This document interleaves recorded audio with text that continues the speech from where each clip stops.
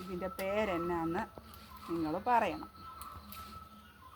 എന്നാ പൊന്നീൻ്റെ പേര് നിത്യവഴുതനങ്ങ. പാത്രം കാണിച്ച് പാത്രം ഇങ്ങോട്ട് അങ്ങോട്ട് നീക്കി പിടിക്കുക.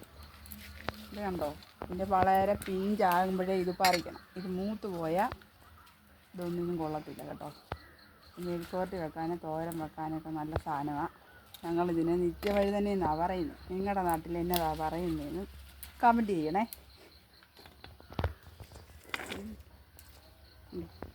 പൊട്ട ഇത് നല്ല ടേസ്റ്റുള്ള സാധനമാണ്.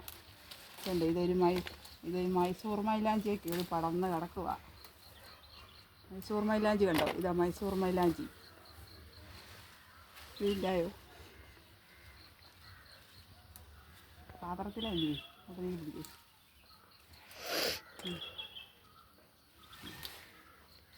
തീരെ പൊട്ടായത് ഏറ്റവും നല്ല സാധനം. ഇത് കണ്ടോ, ചെറുത് ചെറുത്